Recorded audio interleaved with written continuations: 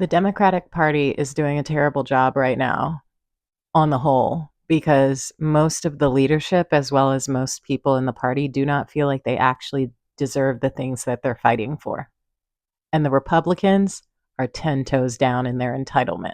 If you're new here, my name is Zakiya Young, your favorite suburban black girl, and let's get into it. Now, there's a lot going on in my personal life, so I'm going to talk about some of it, and it's all going to be tied together. So just bear with me, all right?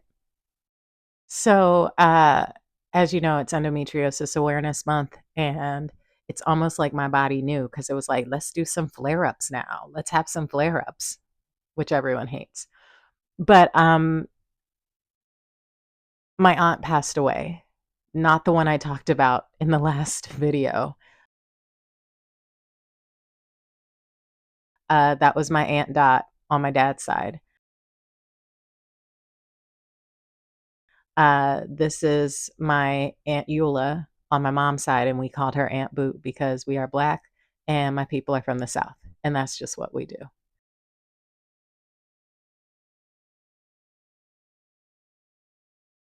To be honest, I really didn't know her name, like her real name, until I I got a little bit older.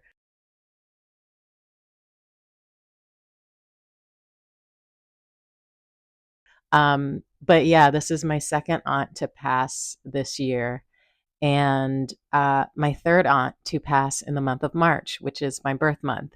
And the funeral is going to be on my birthday, which is a bummer, but also I realize like it's really not about me.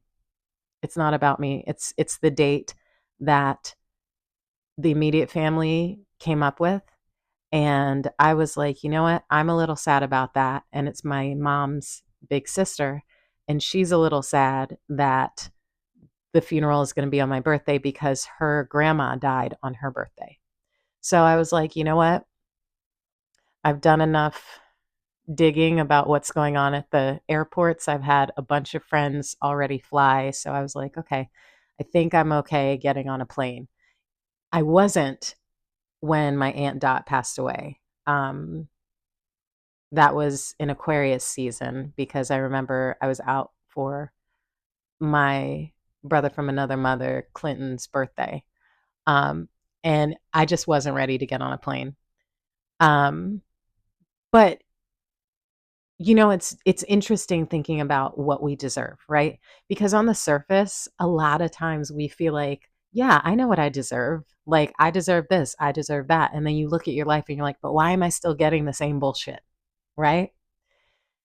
And there's something about the way politics are playing out right now, the way that Trump is a horrible human being, the way that that felon is literally a felon who's committed crimes and been found guilty of them, the way that he felt entitled to be president, the way he felt entitled to the White House, the energy is just very different than the way that the Democrats come to the table. Now, of course, again, I am not saying all Democrats, like, we love the squad, we love Representative Crockett, my fellow Aries sister, Jasmine Crockett, Al Green. Yeah, Auntie Max. Yes. But a lot of y'all are getting caught up in these fruitless gestures, and the turncoats who sided with the Republicans, y'all are just the worst. You're spineless. You really don't believe that you deserve anything you're working for. You really don't believe the people that are your constituents deserve what you're fighting for or what you should be fighting for. And that's why you switch sides. You don't trust it. And there's something about when you have a feeling of shame, it just plants itself in your body and your spirit. And it can be so subtle though. But just like, when you get like a little bit of sand in your sock and then you feel it the rest of your day. And then, like, if you shake out your sock, it's like, oh, there's only a little bit. I feel like shame is the same way. Because why else would you have a political party that prides itself on, oh, well, we we're not going to resort to those tactics and we are going to do things the right way. Fuck the right way. It's not, we don't care about that shit anymore. The time for all of that like posturing, it's long gone. Like that's not going to work. We've gone too far in the other direction. So now when y'all are like, "Oh, we're going to do this dignified protest with these pink jackets and holding up signs," it falls flat because nobody cares about that shit. We want to see you getting out in the streets. We want to see you actually standing up to these dudes and women. Like it really feels like so many Democrats have collective trauma and have been brainwashed into believing that being the bigger person is going to work for your good in all situations. And sometimes you got to get down in the mud. Sometimes you have to match energy. And the Democrats are not matching energy, except for the people I mentioned before. And it really got me thinking about what we feel we deserve and how that shows up in our lives. Because if you would have asked me a few years ago, like, do you feel like you deserve this goal that you're working toward and this goal that you're working toward, I would have said, absolutely. Absolutely. But here's the thing, when you go through deaths in the family, when you go through a life or death situation, whether it's a bad car accident or a health problem, like when I had my surgery 2 years ago, I had to fill out all of this paperwork stating what I want to happen to my body if I die. Where do I want it sent? Uh, what do I want? Like, do I want a DNR? If so, what are the parameters? Like, that is some shit to think about when you are not even 45. I mean, I guess it's some shit to think about at any age, but it changes you. And you start to look at, well, I can only speak for myself. It changed me. And when I came out of that 16-hour surgery, not only did I feel much better, but, and also knowing that it's not a cure for endometriosis, but it took away the largest pain center. And also, let me talk about menopause. Y'all, it's not that terrible. And don't come at me, all right? Because I'm literally in it. I'm not even in perimenopause. Like I got everything taken out. And it's so fascinating because society has led us to believe like, "Oh my god, it's horrible." Yes, it is a lot in the transition, right? Perimenopause is a bitch. We don't like her. But once you actually get into menopause, which was accelerated for me, I'm like, you couldn't pay me to have my cycle again. I have freedom that I have not had since I was 12 years old. Okay? Like, so many people are mourning the loss of their maidenhood. And yes, there is space to mourn that, but we don't see more excitement for menopause. And that's going to be a whole different series that I'm going to talk about. But it is interesting that there's this shame. There's the shame again. I told you I was going to tie it all together. The shame of not being able to carry children. And who puts that shame on us? Likely the people who don't have the equipment to carry children because other women understand. But since we're in a patriarchal society, the going narrative is, "Oh my God, menopause is the end of all things." When we're not calling out men who can't get an erection anymore and looking down on them as humans. We're not looking down on them collectively as if, like, oh, once you hit 55, you can't do what you used to do. We all know that. We all know that as an idea, but as a society, we don't shame men. What do? We put a lot of money into developing the drugs that will help them retain their manhood, but we don't put the money into funding endometriosis research. Why don't we know definitively what causes endometriosis? Why isn't there a cure? It's fucking bullshit. It's bullshit. But all that to say, menopause is not that terrible. Once you get over it's almost like you just have to work up to it. And I've been in it for about a year and a half. And man, let me tell you, I do not miss Aunt Flo one bit. Not at all, not at all, not at all.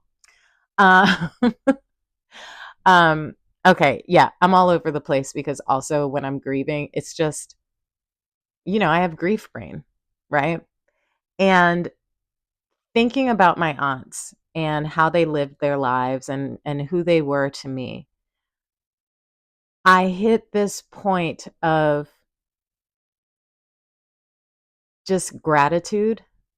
Like, yes, I'm sad, but both things can be true at the same time. I'm sad, they're gone. I'm happy they're no longer in pain.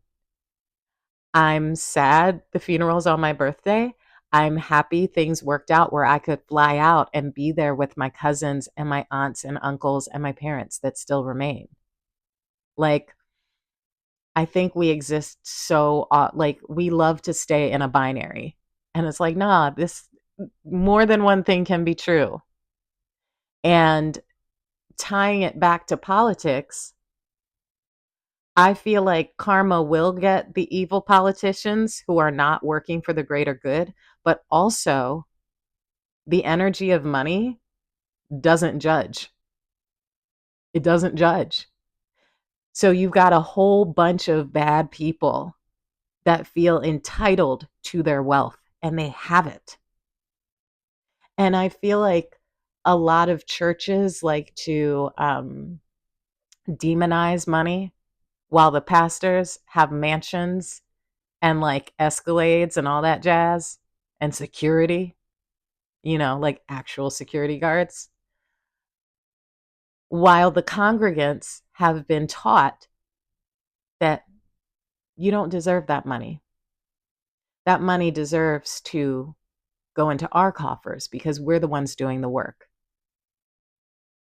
And it's just really interesting because when I think about what a fucking bitch white supremacy is, it's so insidious that all marginalized people have been taught by society, and it's been reinforced by society, that we will never be as good as white men. Now, we all know that's not true, but that is the message. That has been the prevailing message. And we just started getting away from that when we had our first black president. And ever since then, they were like, absolutely not. They got too close to the power. So we have to kill this shit. Like, remember in Save the Last Dance when Bianca Lawson was like, watch me squash this shit? That's what the conservatives are doing because they're afraid of their power leaving. And again, because they feel that entitlement, they feel like with every fiber of their being that they should be on top. And they have taught all of us to feel like we should come in second place to them.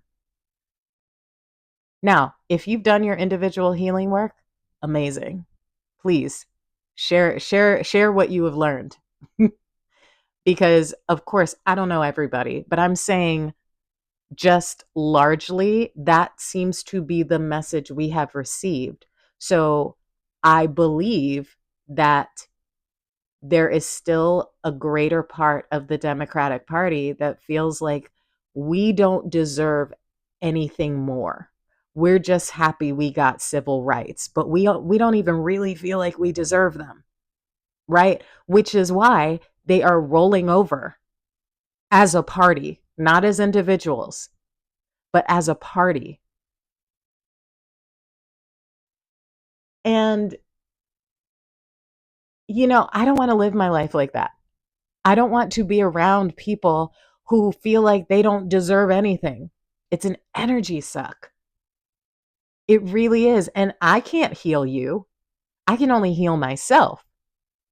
So if you're around me and you're a constant energy suck because you feel like you don't deserve anything, then I have to take a step back because I have to put my own mask on because I'm breathing in this this air. I don't want to say polluted because, again, like, life is hard. We all have so many things that have led to why we are the way we are individually. So, yeah, I feel like that's a lot of the reason why people are afraid to speak out. A lot of our elected officials are afraid to speak out. A lot of these heads of corporations that are bowing and kissing the ring, they're doing that for business reasons, but also they don't feel like they can compete with that man. And it's crazy because I'm like, y'all, either he has blackmail on every single person or you really feel like you can't beat him. And that's fascinating to me. That's fascinating to me. I have to get some work done because also we are going into rehearsals next week for my solo show, Suburban Black Girl, coming soon to Outside in Theater. I'm going to do a whole video on that and what you can expect. But if you're here and you're a subscriber and you're in LA, you should definitely come see it because it's very similar to this, but um, it's basically exploring what it costs to make the decision to start speaking out, to start putting yourself out there, to start having these tough conversations, to risk something because you feel like you deserve equal rights. Um, so yeah, I don't have the answers, but what I do have are my thoughts that I'm sharing with you in case it helps somebody. Um, I want this show to speak to especially Black women, but also people who are feeling guilty for not immediately jumping in the fray and speaking out. Because I'm not judging you, I'm asking questions and planting seeds because these are questions I had to ask myself. I think before 2011, I didn't really speak about politics. I didn't. I mean, I voted for Obama twice, and I was very happy that he won. But uh, I didn't really dive into those waters because I was like, I'm an actress. Like, I want to protect my career. But it's like, what's the point of having a career if you have no rights? So, Suburban Black Girl.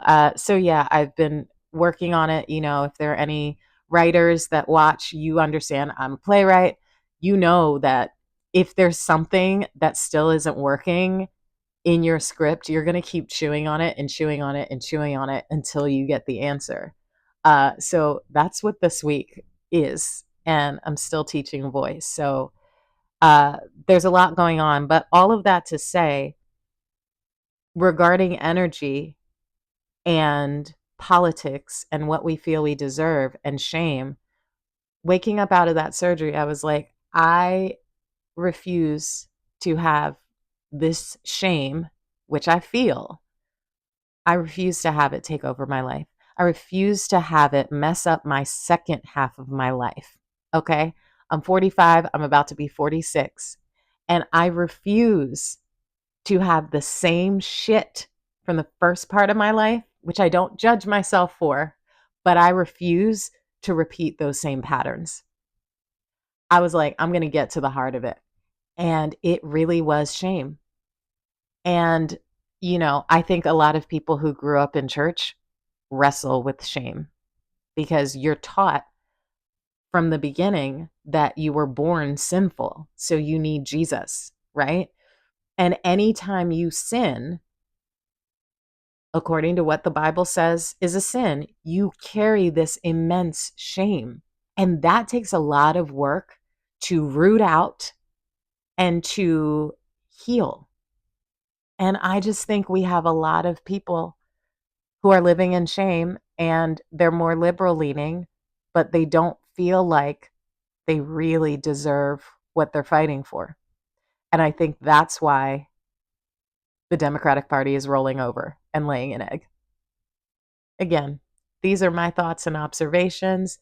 I definitely go deeper into it in Suburban Black Girl. I play I think 23 or 24 characters.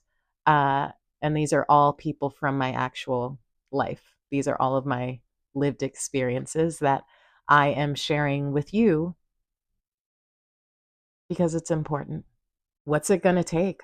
I asked that in my first video where I spoke about Black Lives Matter. And I asked, what's it going to take? So now that it's not just Black people suffering and it's everybody else that thought that Trump was going to come for everybody else but them, what's it going to take for you to like stand up and do something? Keep chewing on that. I will be posting more details about the show and how you can get tickets. But it's important. And it's one of the concrete ways I can fight back. So, artists, keep creating. When nothing else makes sense, your art can help you make sense. Or it can just be a nice distraction. Both are good. Okay, now I have to watch this and see if it makes sense because grieving brain is a lot. But I love y'all. And I really do, because if you're a subscriber and if you get through these videos, it's because your heart is open to trying to find a solution. When we stop considering why other people do what they do, when we stop considering why we do what we do, and when we just go on autopilot, we get to where we are today. Because then we believe the worst about everybody without considering who they are and where they've come from. Part of why I criticized the church is because I loved the church. And I had been to many different types of churches. I also thought I wanted to be a senator. So I went to presidential classroom in Washington, D.C. And I met this great guy named Todd. He was my junior prom date. Oh, he was so sweet. Anyway, I've been fortunate enough to travel in very different circles, classically trained singer who also grew up singing gospel.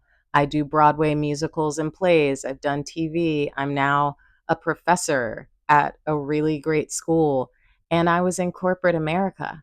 And I love to figure out why people act the way they do.